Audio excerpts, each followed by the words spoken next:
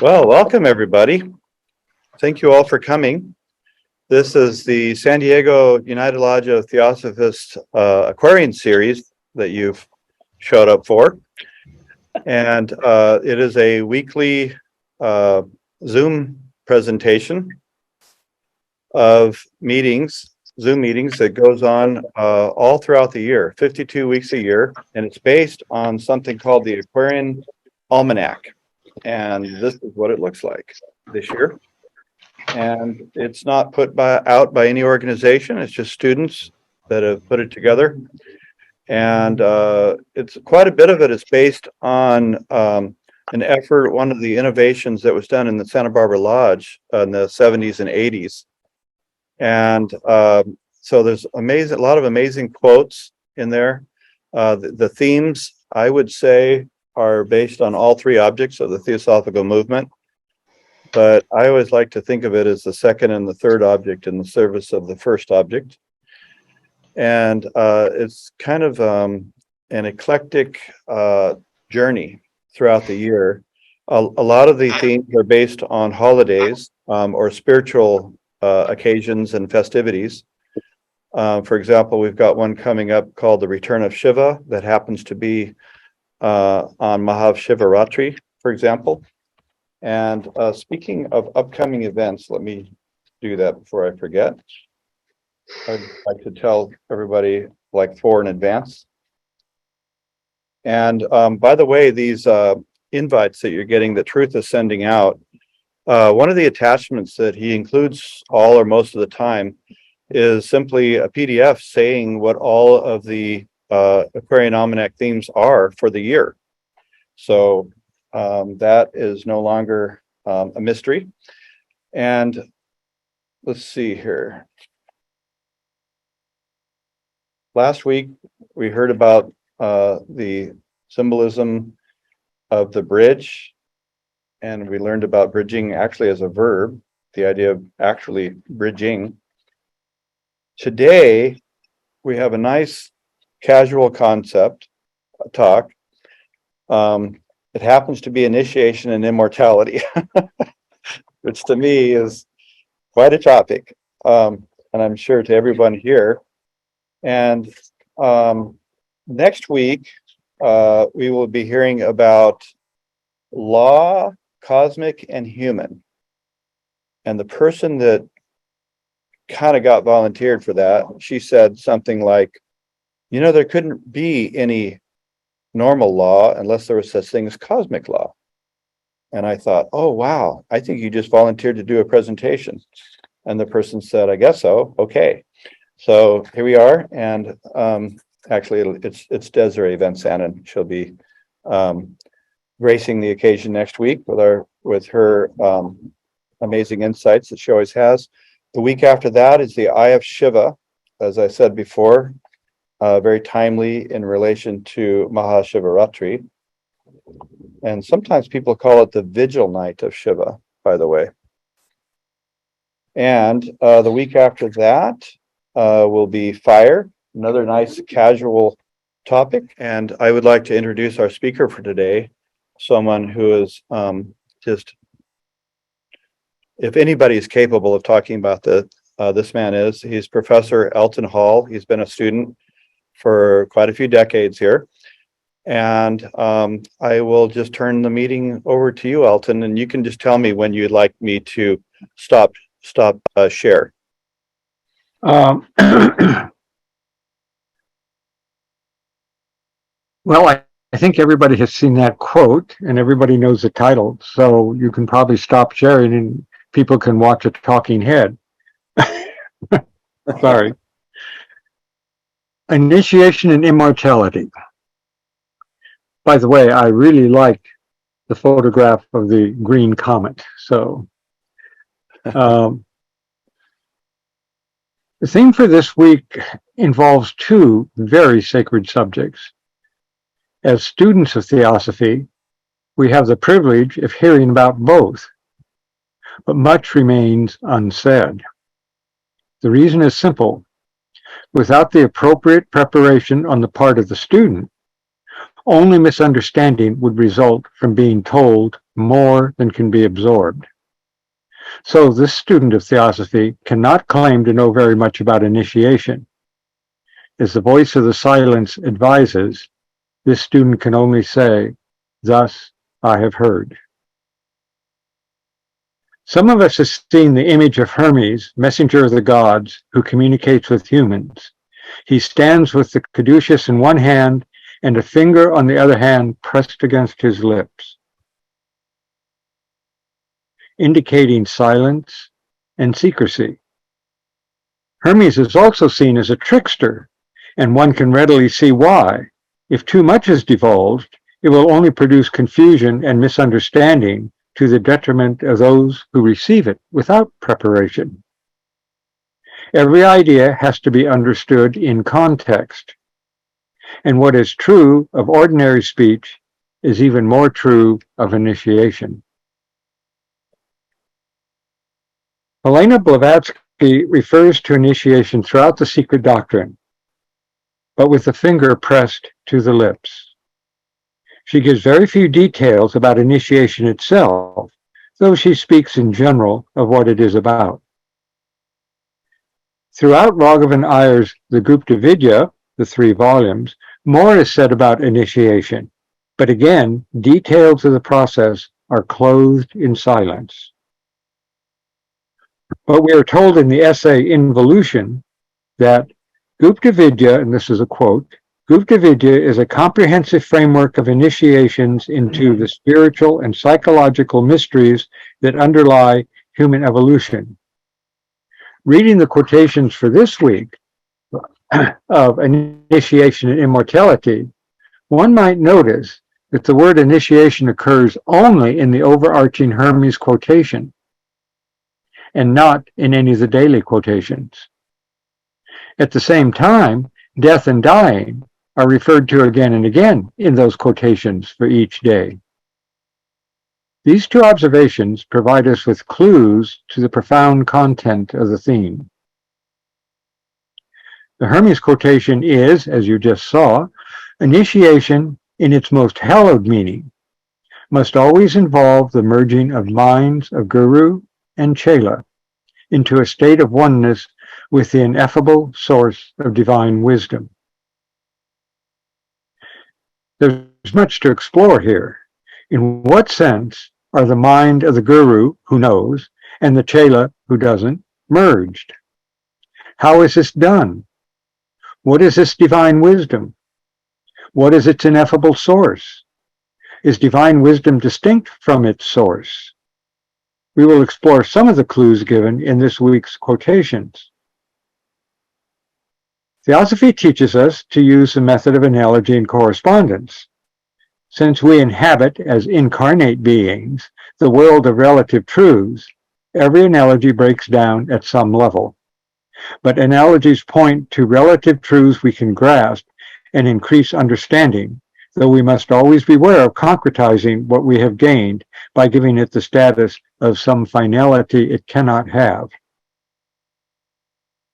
Take, for example, the analogy of a piano and its octaves of strings. If one strikes an F note, the F notes an octave above and an octave below will vibrate in resonance with the note that was struck. The other strings will not. One can imagine the mergence of the mind of the Chela with that of the Guru as this sympathetic vibration. The Chela is not the Guru, but participates in the Guru's vibration, and both similarly vibrate in resonance to that of divine wisdom. Such vibration is not mere cerebration, entertaining ideas and discursive thoughts, for it occurs when the mind is united with the heart, when manas reaches toward buddhi. So we see, or at least sense, that such consciousness is intimately tied to devotion to the teachings and the teacher, the teachings leading to the teacher, and the teacher bringing to life the teachings. When this happens deeply in the heart, one finds the teacher within one's own nature and without, in a visible or invisible teacher. The resonance is the connection, and we begin to understand what Jesus said for February 11th. What you have will save you. Initiation by a teacher, visible or invisible, will remain a silent mystery until the disciple is worthy of it. And what one must do to reach that threshold is set out in the voice of the silence. In Raghavan Iyer's article, Space and Self-Consciousness, in the first volume of the Gupta Vidya, we are told, and this is a quote, "The object of all training in ancient schools of initiation was to bring the anchorite to a truer realization of the one eternal reality that abides behind the vast screen of manifest existence. Such a realization is not merely cognitional. It transcends all distinctions between subject and object, all conceptions of agent and field, and reaches beyond the range of all possible representations." Reflection on this statement brings home the understanding that there are initiations upon initiations, each bringing one closer to the one eternal reality. As Helena Blavatsky said, as each veil is lifted, there is veil upon veil behind. From the highest standpoint, all is Maya, illusion, unreal in relation to the real. But there's level upon level of Maya, veil upon veil, and each level is relatively real in relation to the level below it. The degree of illusion, as it were, is determined by the degree of heterogeneity or separateness in consciousness and in the world perceived by that consciousness. Initiation is the transformation of consciousness and thus of perception. But, Raghavan Iyer says, this capacity for transformation does not lie outside the disciple. Rather, the self-induced effort to engage in meditation is identical with the realization of the highest self.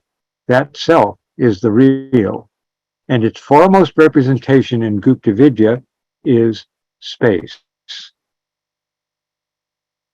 So we can see that there's an initiation with a capital I and initiation with a small I. In meditation, in dreams, and in deep dreamless sleep, insights and understanding can occur, each a lifting of a veil of illusion.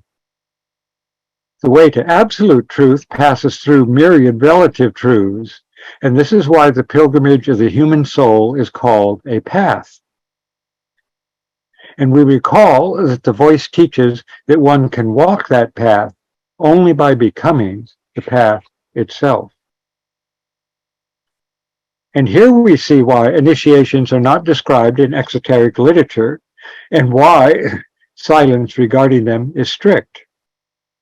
All true paths lead to the same indescribable destination, but each individual's path is his or her own. Recall Krishna telling Arjuna in the Bhagavad Gita that in whatever way one worships him, he responds accordingly. The guru can guide and encourage, but the disciple must tread that path. It is oneself. We all had this knowledge in the long past in the third root race when Manas was lit up by the divine Agnishwatas. But we each, over countless incarnations into increasingly dense matter, lost that knowledge, and we can regain it only by confronting our ignorance and vowing to dispel it. This is the path, which is at once forward into an exalted future and back to what was and is our birthright. What then are we to make of all these almanac quotations regarding dying? We already have one clue. Initiation at any level is a transformation. And in any real change, something must go for something else to appear. A veil must be removed if we are to see behind. In general terms, we might think of Shiva, who is the destroyer in the Hindu trinity, but whose name is from the Sanskrit root for the word auspicious, and who is also understood as the regenerator. As we saw, the real self is best represented as space. In space, there is no separation, no location, no here or there, and by analogy, no me or you. In the language of quantum physics, space is non-local. Yet we readily think of ourselves as very much located here or there, a me distinct from you and the world. If we are to consciously experience ourselves as what we ultimately are, much has to be given up, much has to die, so to speak. What has to go is what is transitory and will die eventually anyway. If we identify ourselves in consciousness with what is transitory, we as self-aware beings perish with it. What we really are will not perish, for it is immortal, but the I we identify with will perish. And so the cycle of incarnations grinds on, each birth and life giving us the sacred opportunity to realize what we are, at least to some degree. Failing to seize that opportunity, we cling to the wheel of birth and death, as the Buddhists characterize it. But as the quotation from the Evangelium Veritatis, also called the Gospel of Truth, says for February 8th in the Almanac, having stripped off the rags of perishability, he put on imperishability which none can take away. But what are the rags of perishability? Simply stated, everything one is likely to think one is. The voice of the silence outlines what must be done and the pitfalls one encounters as one tries to put off those rags. A little reflection reveals that this is not easy, for one has spent lifetimes donning those rags again and mistaking them for oneself. Early in the voice, we are warned that as we enter the hall of learning, we will experience many things, but under every flower is a serpent coiled. We are shown that knowledge leading to wisdom cannot be separated from our moral awareness, not conventional morality, though that has its place, but the ethics of the soul, encompassed by the paramitas. The word is related to the English missive, a communication carried to some destination. Para means above or beyond, hence parachute and paranormal in English. The paramitas carry us beyond. Beyond what? Beyond our ignorant concepts of self and others. And we are told what we must do. The voice says, to live to benefit mankind is the first step. To practice the six glorious virtues, the paramitas, is the second. So first of all, we are called to a reorientation of our sense of self, of our sense of our place in the world, and of our motives, desires, and sense of others. All of this speaks to Helena Blavatsky's characterization of reality as the one life. Space is that one life, the source of all the myopic diversity of the world. This, of course, is not the empirical space that we experience as we move about. It is the ultimate living space that is one of the attributes of the absolute, Parabrahm, which is unknowable, yet is that without which there would be nothing at all. Ursula Le Guin, in the quotation for February 5th, puts all of this in an analogy with the wave. Each of us, as we too easily think of ourselves to be, and the ocean, the one life in and behind all. And she says, nothing is immortal, but only to us is it given to know that we must die. And that is a great gift, the gift of selfhood. For we have only what we know we must lose, that selfhood which is our torment and our treasure, and our humanity does not endure. It changes. It is gone, a wave upon the sea.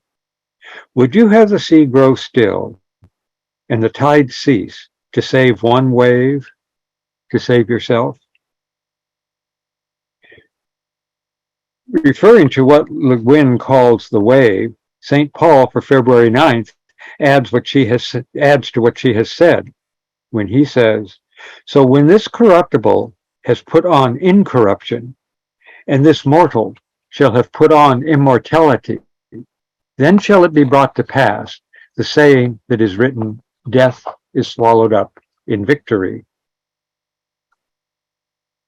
Theosophy teaches that we are immortal, but insofar as we think of ourselves as distinct incarnate beings, we cannot recognize that. In this sense, we must earn the immortality that we are. We must so change our consciousness that we experience our immortality. And that means rising to a plane of conscious awareness that is permanent.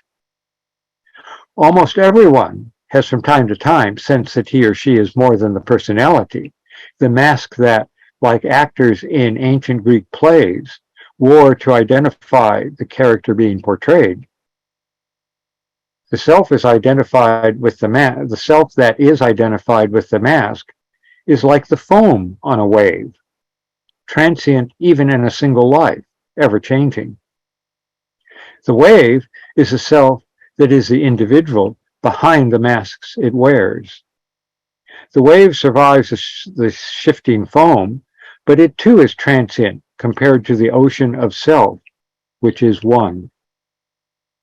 And so we find that we must strip away the rags of myopic selfhood to consciously realize that we are the self, the one life. Even rags have their usefulness. Before the common use of wood-based paper, rags were made into linen paper, now a luxury, on which to write. We drive automobiles as instruments for our purposes, and we do not identify with our cars, though it seems some people do. The one who has put on the imperishable, our bodies, our discursive minds, our propensities, talents, skills, and general character are instruments for serving humanity, the voice's first step. The glorious virtues, the paramitas, are the acids that strip away the rags so that we cease to identify with them and instead use them. Take a simple example. We have likes and dislikes, things and people we are attracted to, and those we prefer to shun. But the anchoring virtue, not specified in the six, but central when they are recast as portals in the voice, is viraga, typically translated as detachment, but characterized as indifference to pleasure as to pain. From one point of view, it could be called critical distance, that distance that allows one to appreciate pleasure and pain in others, but to which one is indifferent in oneself. Our ability to see ourselves as immortal is tied to the practical dimension of seeing others as immortal. Hence the first step in the voice. This cannot be done without dhyana, meditation, dharma, duty, not just in our daily activities, but in respect to humanity and all nature, and karuna, compassion, which is not mere pity, but both the necessity of helping others where we can and the discrimination of what real help is in any situation. In the Descent of Manas, Raghavan Iyer tells us, and this is a quotation, "The marriage of meditation and duty gives birth to the bodhisattva ideal of renunciation through service. This is the sacred and archetypal meaning of dhyana, dharma, and karuna, which are all magically fused in bodhicitta, the jewel in the lotus, the God in man, as in the cosmos." Understood within this perspective, the paramitas become the path to realization, the making real in consciousness of our immortality. We are ultimately the ocean, the one life, And we are, through self-devised efforts, attunement to the Guru within and without, and through ever-deepening understanding of our Dharma, capable of that realization. But the voice points out there are two paths. One to timeless nirvana, leaving the world of change entirely, and thus unable to help in it, and to the bodhisattva way, in which one makes the final renunciation, remaining in the world to help and serve others. This is the last rag to be stripped away, entrance into nirvana, which one Mahatma called exalted selfishness. Because one so identifies with the ocean that one holds back that final liberation in order to serve, to be a bodhisattva. The diligent pursuit of dhyana, dharma, and karuna leads in this direction. They lead to that attunement which makes one with the Guru, draws the attention of the Mahatmas, which are always ready to help, and to the direct experience of immortality, even in time. Helena Blavatsky says for February 5th, immortality is but one's unbroken consciousness, not the foam, not the wave, but the ocean itself. This indescribably exalted condition may seem a goal far, far away, and indeed the first steps anticipate further progress in future incarnations. But as Helena Blavatsky and William Quan Judge repeatedly reminded us, we do not know where we are on that path. So we do not know what is possible until we try steadily and persistently. If we only realized it, the words of Edward Bellamy for February 4th would be experienced as obviously true. He said, "We are now living our immortal lives." Despite the turmoil and horrors of the world today, the treasure of theosophical teachings given us provides support for our efforts to become in consciousness and in incarnate life what we truly are, one universal, compassionate awareness, the self best represented as space, alive, unchanging. Reality, as Raghavan Iyer said in Consciousness and Existence, the realization of consciousness beyond all Maya cannot conceivably be understood as a once-for-all process for any human being in any given incarnation. Yet if human beings have lived on Earth for millions upon millions of years, distilling the pure spiritual essence of consciousness through myriad lives, they should not underestimate their noetic possibilities as men and women of meditation. Through our self-devised effort in devotion to the Guru, which is in us and outside us, through service to the whole of humanity, we bring light in the darkness. And we are supported at every step on the path, which is ourselves. We are told that, in Manasa Dharma, the secret science is only secret to minds captivated by the projections of the personality. We have at hand the teachings and the outline of the path to tread. Despite the gloomy clouds of distress and darkness spread across the globe, we have a luminous future before us, if only we reach for it. Thus have I heard. Thank you. Thank you, Elton. Very, very much. Do we have questions? We have opportunity for questions. Feel free to raise your hand electronically, or if that's too much trouble, just jump in.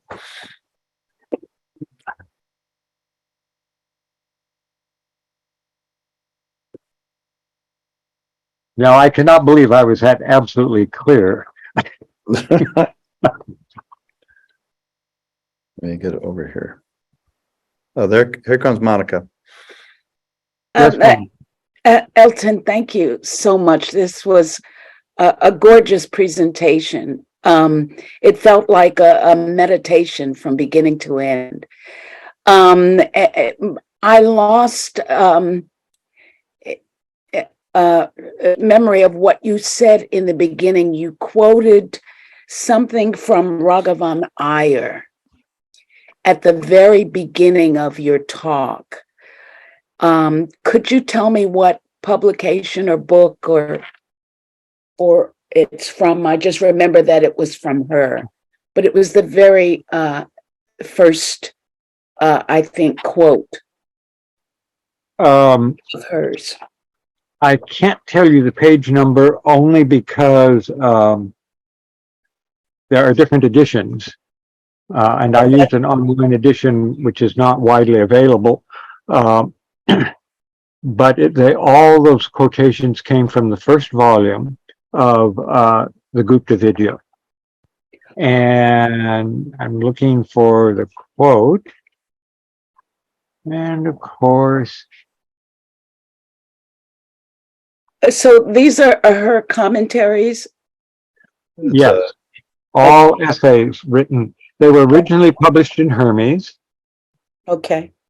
edited and put in the 3 volume, the Gupta Vidya, which is available in hardcover and in paperback. Excellent. You can also go on theosophytrust.org, and if you have like 3 words in a row, you can put that in the search and it'll come up. Yes. This one was the very first quote from him was "Space and Self-Consciousness" was the essay title. Yes, that was it. Thank you. Sure.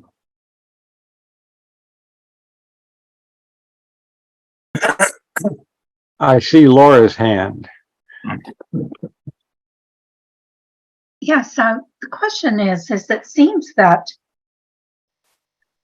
initiation is a process of it. It's a process of initiations, and that real initiation is a change that occurs on the in our inner nature. And even as students who come to theosophy and study theosophy, it seems that that is a result of a change that has occurred on the inner planes of our being. And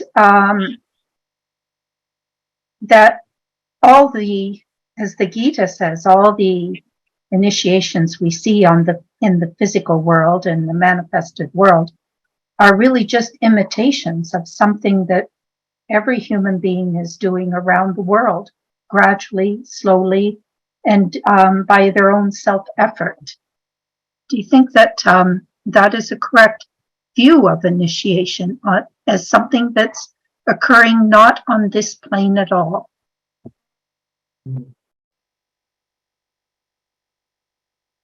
If you think of initiation as some kind of transformation, as you pointed out when you started, then it would have to be that way. Externally, people might not notice anything, though I have noticed people who tend to be very tuned into one another notice something must have happened. But you're quite right. It's not going to be in any obvious external plane, but something internal.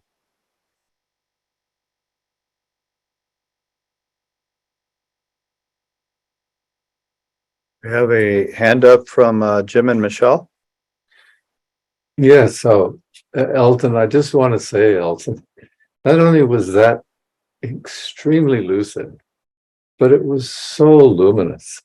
I mean, it's such a deep subject, and to give it that kind of accessibility and clarity as an older student, I can tell you that was so appreciated, just deeply appreciated, Elton.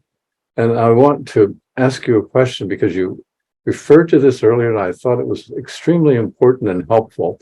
And I want to put it in the Platonic Socratic context of Socrates at his defense, arguing that the fundamental problem, and this is the question I'm going to ask, the fundamental problem that he saw was that there was double ignorance.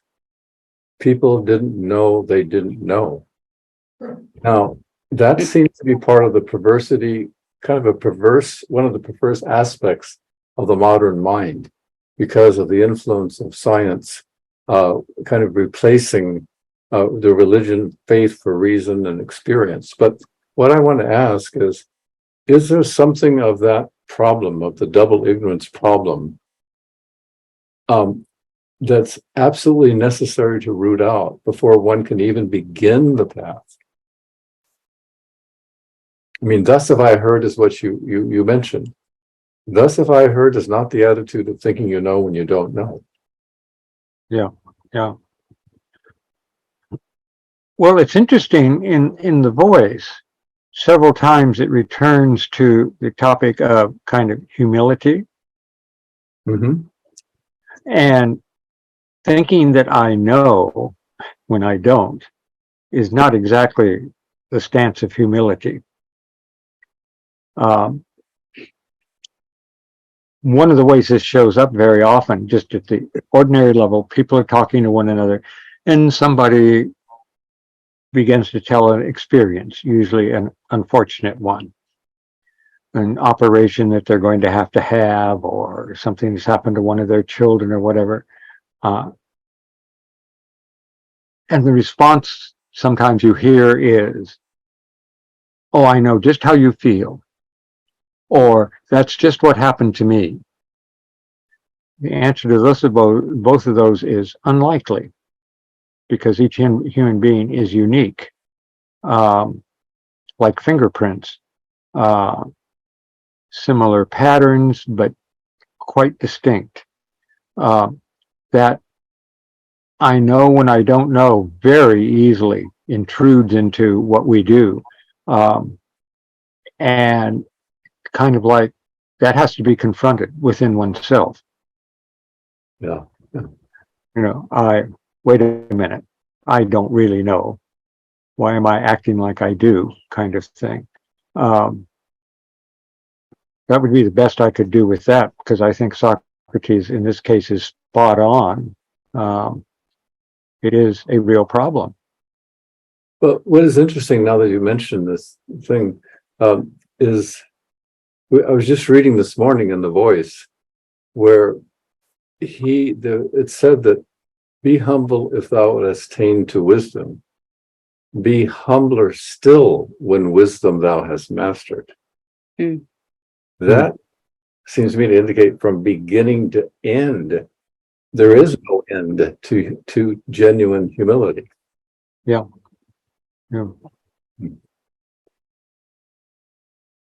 Hence the thing that various psychologists, as somebody pointed out, I think Ben Franklin actually first pointed it out, was beware of taking pride in your humility.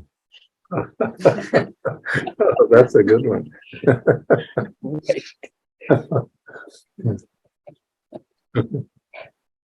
Did you take a question or comment from Laura?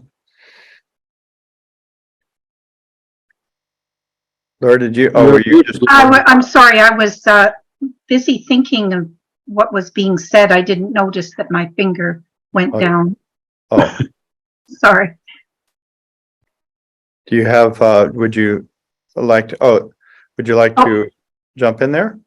Well, just thinking of the idea of double ignorance and how that seems to be illustrated in the fact that when we can't self-reflect, when we're unable to perceive ourselves, to analyze ourselves, to make adjustments within our nature, that seems to be the double ignorance. And I was trying to find something in 5 Years of Theosophy that I read today on that, but I didn't find it. So, but I'm listening. One of the big supports there is what has sometimes been called one's daily life ledger, the conscious review of the day at night, because that can help one see, oh yes, I acted as if I knew here when in fact I didn't.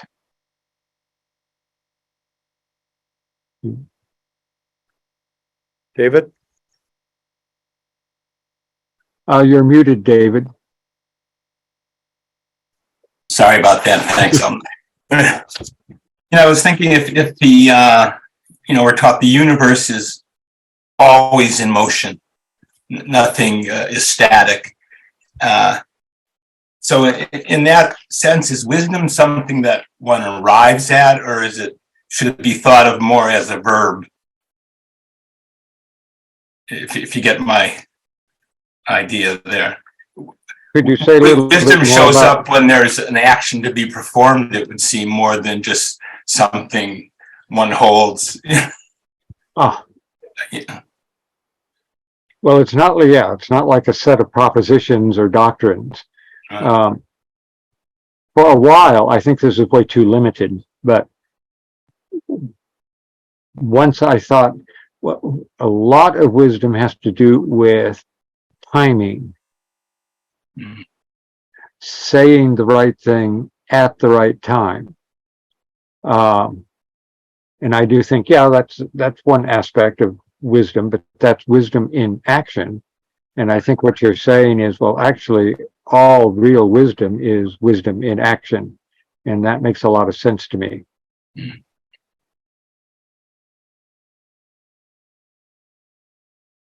Laura? And wisdom seems also to come when we recognize that the ideas that we hold are not being reflected in our actions. Ah. And there's where we begin to, really take hold of that humbleness, a recognition, and to see that when we see someone else making an error of judgment or an error, that we can look within our own nature and find out when we made the same mistake. And when we acted that way, and we don't have to look very far, we'll find it. And I think the humbleness comes from a recognition of how difficult it is to put our high ideals or our initiation into practice. It's like I think it's a Chinese saying that said, before enlightenment, you plow the field, and then after enlightenment, you plow the field. So each initiation has to be used on this plane. And that leads to the next one, and that requires a humbleness. Yeah. Thank you. Yes. Jim or Michelle? Yes, Elton, at the beginning, it was marvelous putting up the Hermes and then putting up the finger on the lips of quiet. And I remember the judge wrote up something on what is occultism, and he wrote out like 20 rules, but the first one begins with reticence, and not to speak about what you know, not to speak about what you suspect. Not, very simple. A lot of it was maintaining reticence, exercising discretion. Does that seem to you to be something that the modern mind needs, in a sense, to learn, that we tend to gush out things too quickly, too prematurely? Boy, do we. Yes. And I've always been kind of amused. Every once in a while, you hear somebody say, well, I talk because that's the way I think. I have to talk to know what I'm thinking. There's probably some work that needs to be done there. But yes, no, I entirely agree with you. And the notion that, well, you see it in the history of theosophy, starting with HPB. Right. Secret Doctrine comes out. How many thousands of volumes, various, often distorted, certainly simplified, things have been written by people. A lot of people putting it all out there on the table. That seems to me not at all helpful. It's rather like, to use an analogy, how many diets are out there and how many people have lost weight? There you go. What about this? This is a follow-up question before Kirk. What about Jesus is saying, don't throw, pearls before swine?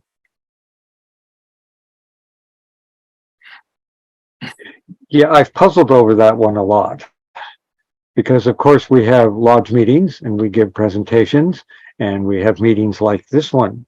So there's clearly a line of discrimination, and it's got to do with not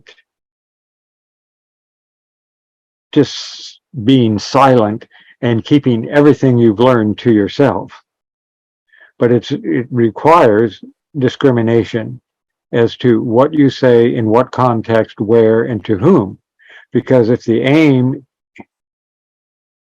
one's thought the aim is to assist the person one is dealing with, that will help one determine, if one understands that person at all, what we used to say, where they're coming from. That will help one choose the language one uses, what one says, and how much one says. Yeah. Because if you say too much, it's only off-putting, because it sounds incomprehensible, and it's easy to confuse what is, at the moment, incomprehensible with what is nonsense. So a great deal of discrimination is involved there, it seems to me. And that's what we learn as we go.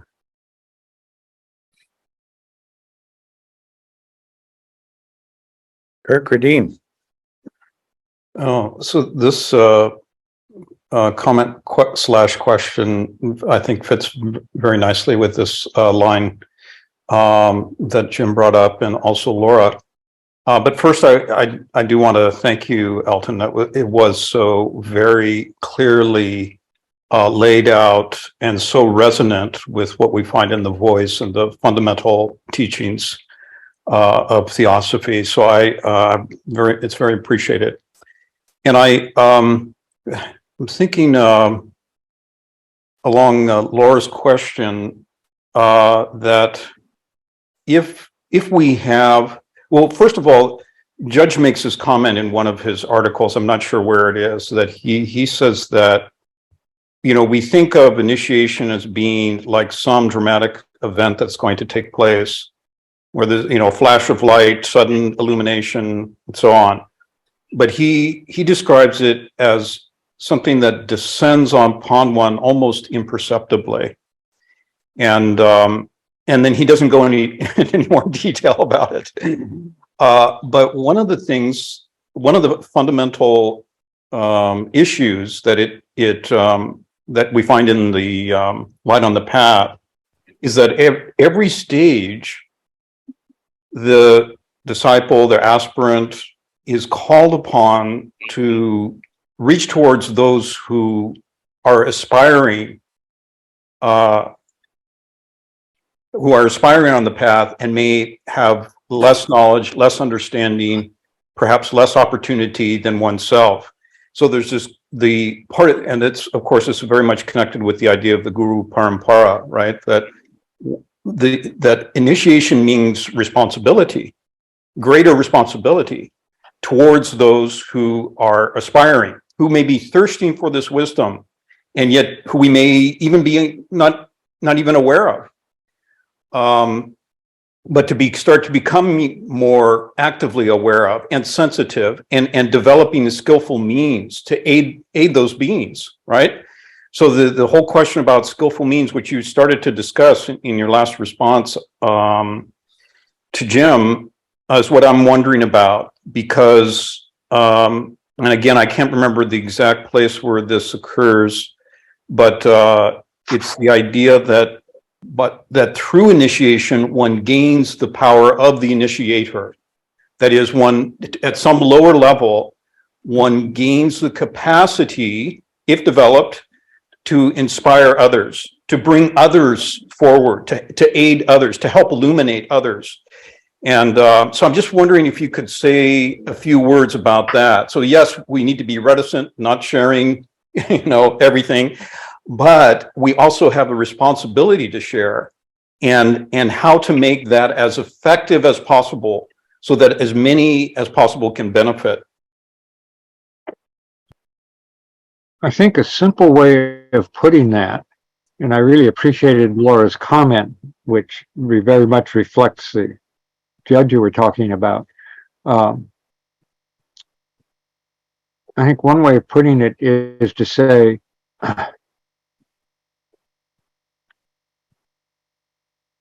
the responsibility one has is to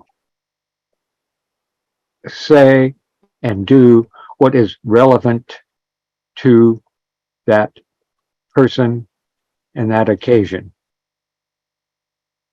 Recognizing relevance. That's where critical distance, I think, comes in.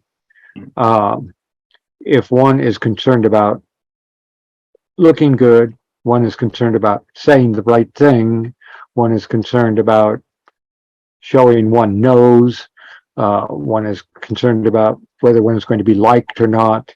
All of that distorts that capacity to be relevant to the individual being spoken to or the group being spoken to. And that's a hard one because it requires a pretty sophisticated handling and understanding and tamping down of the personalities. Mm-hmm.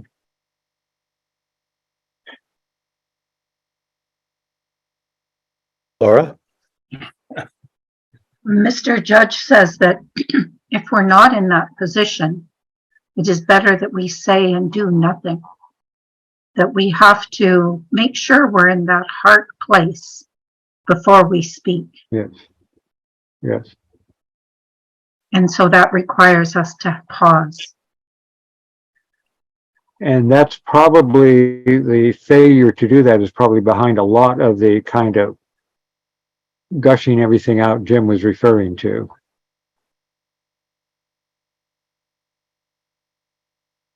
David?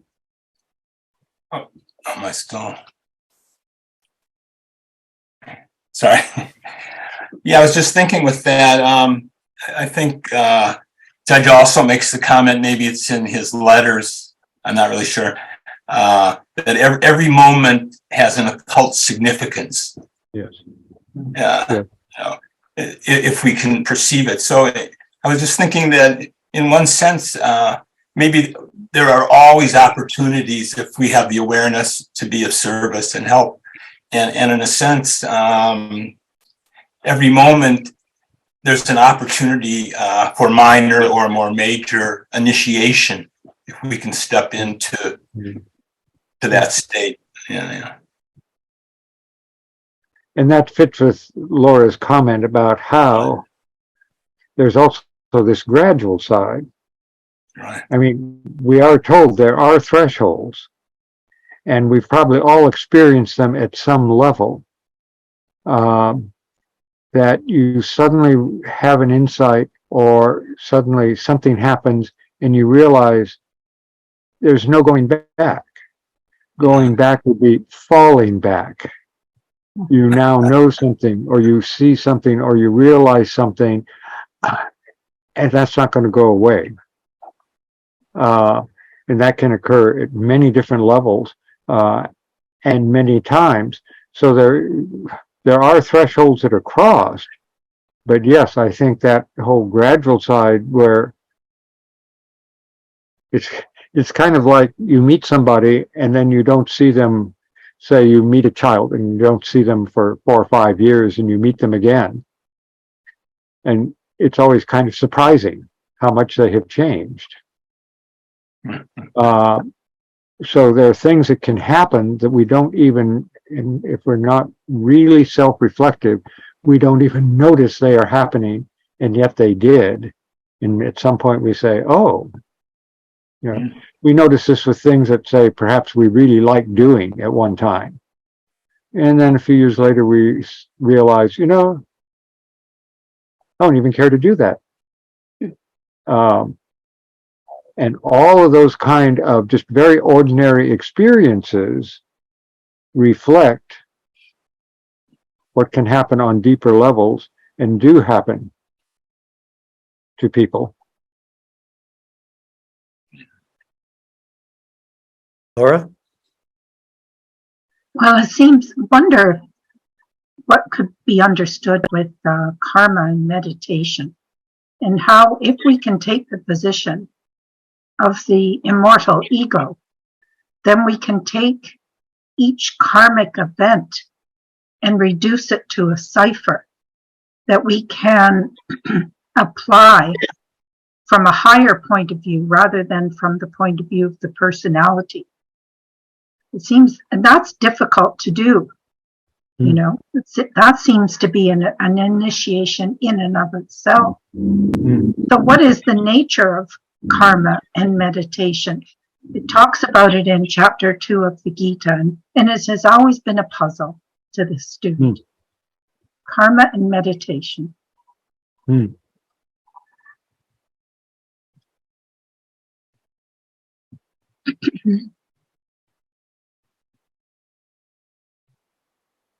I'm not sure I can take the higher position that would.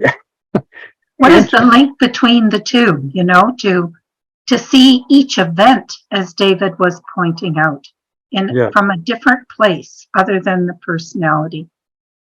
And we are told that whatever we experience karmically, we should say, this is exactly what I desire. Yeah. That would seem to be one step in that process, wouldn't it? Yes. Odd from the Netherlands at 1:30 in the morning.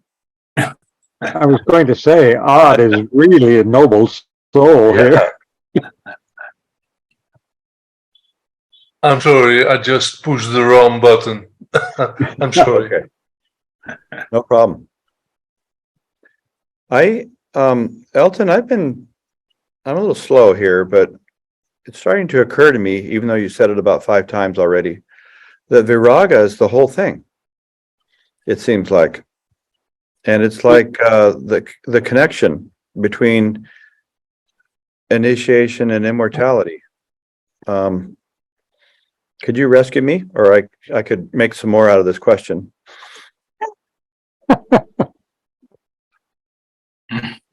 E.P. Wadia wrote a letter, in which I don't have it at hand, in which he's writing to somebody, I don't know who,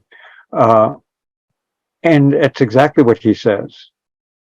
Viraga is the very central point on which the paramitas hang. And if you think about it, more typically, I've always thought about Dana, Shila, Shanti. These are, in some sense, outward looking. Right? The last 3 are inward looking, and that's all right at one level. But when you think of viraga as, or virya, vairagya in some texts, as kind of the central point, then you look at everything that, so we want to talk about dana, giving, generosity. Well, that's fine. Donate to charities and so on. But there's a generosity of spirit. And you begin to realize, to have generosity of spirit, you have to have things like viraga, right? And Shila, conventional morality, okay, that keeps us on the straight and narrow in some culture, but there's a deeper sense, right, which I called soul ethics. And that requires viraga. And patience certainly requires viraga. And so as you go through all of them, that idea that it was a central point really struck me when I first read that in B.P. Waddy a little while ago.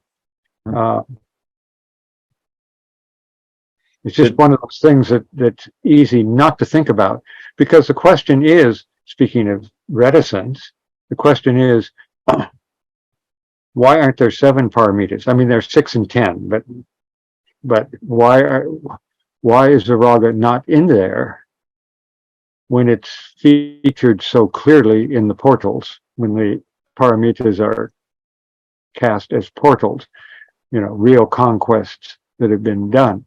Why isn't it there? And it's because it underlies all the others. I mean, that's one way you could look at it.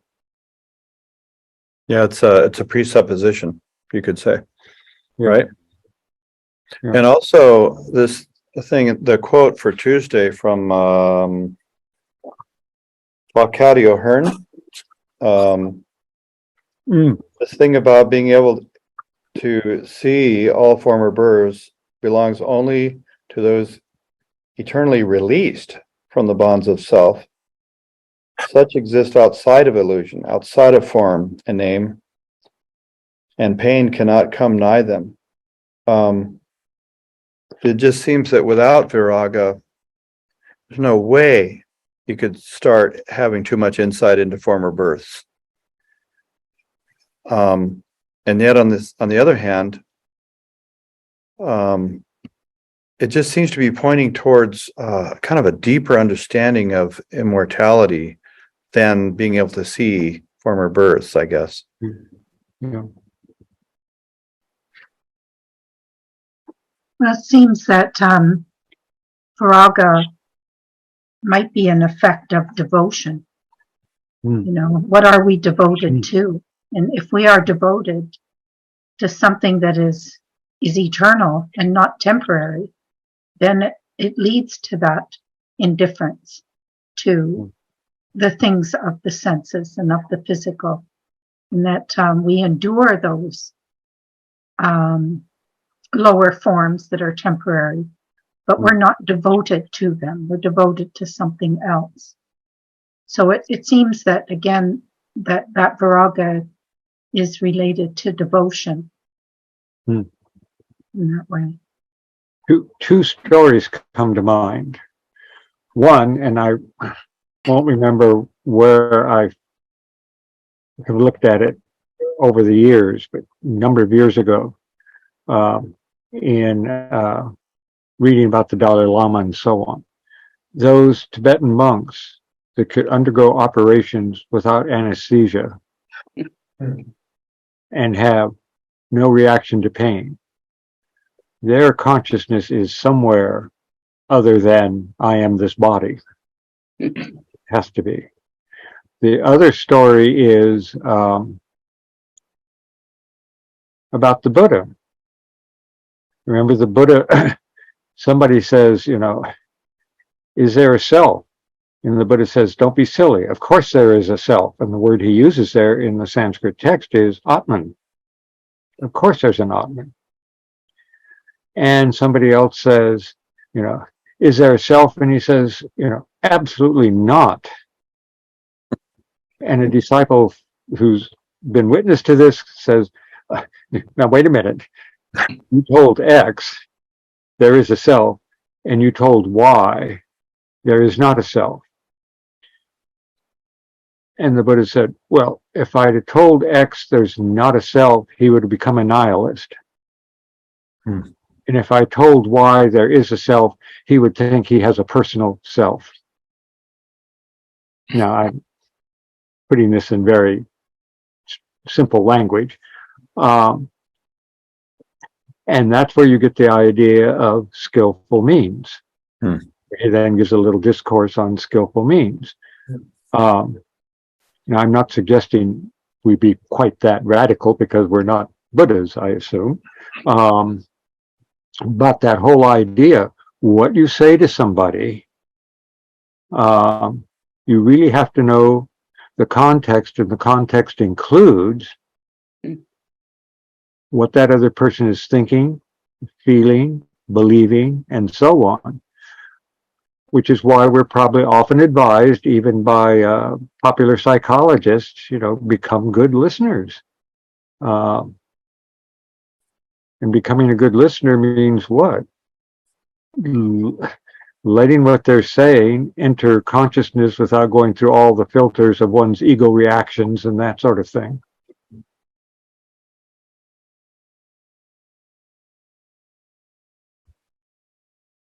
You got Percy from Phoenix. Hi, that was a wonderful talk. I really appreciated it. I just had a quick question. We typically associate the word birth with initiation and vice versa. But I wondered, is there a sense in which death can be looked upon as an initiation? Well, in several of those quotations, it is dying that leads to a, so to speak, a new birth. And if you think, I've really appreciated the idea of Shiva, the destroyer, but also regenerator. Something has to go for something to become. And so, yes, I think they're both closely tied together. Then if one extends the analogy, well, no wonder we have to die.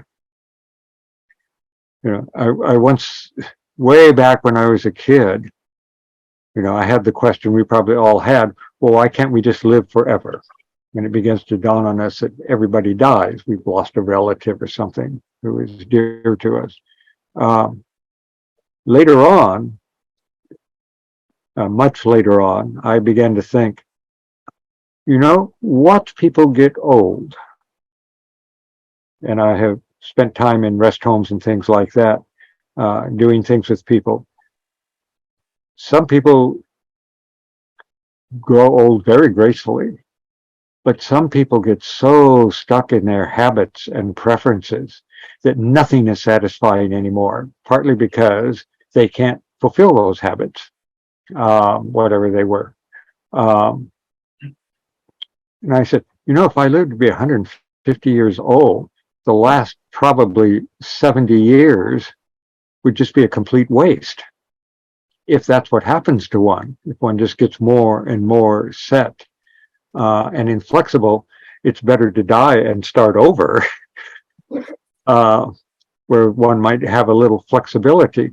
Of course, we have now a much more serious notion of death and rebirth here, but one can see the whole process actually makes sense. Yeah. David. I was just thinking, excuse the connection, the gentleman who asked the question, I think you said he was from the Phoenix Lodge about death. There's that great book on reincarnation, The Phoenix Fire Mystery. Yeah. Yeah. There's a lot of thought in the myth of the Phoenix for sure. Right. What you're talking about, yeah. There will be an Aquarian Almanac presentation on the cycle of the Phoenix in April. Cool. Kirk. Well, now we've only got a few minutes and some very interesting questions are starting to pop into mind. So this question about death reminds me of all that HPB says in regards to the symbolism of the cross, which of course became, was borrowed and became so prominent in the Christian tradition, but she says was really one of the aspects of the symbolism of the cross was that of initiation, in which the aspirant, was placed in a sepulcher. And this may be allegorical, but still, it's very striking what she says, that the aspirant goes through a period of 3 days of being in whether that's a semi-comatose state or some deep state of meditation, some deep state of resonance with the teaching and the initiator, but she says that actually it's a tremendous trial that's occurring, and that there's a kind of the aspirant is being tested and has to perform a kind of rescuing function to beings on inner planes. Apparently, that's the way she puts it. And so I'm wondering if you could speak to that at all, Elton. Probably not much, only because of what it deals with, but what it recalls to mind, because she often talks about how Christianity degraded but reflected in too concretized a way so much of the ancient wisdom, but the whole Nicene Creed, that after the crucifixion, Jesus descends into hell and ministers to those in hell before the resurrection. I mean, there is just a very concrete version of what you just said.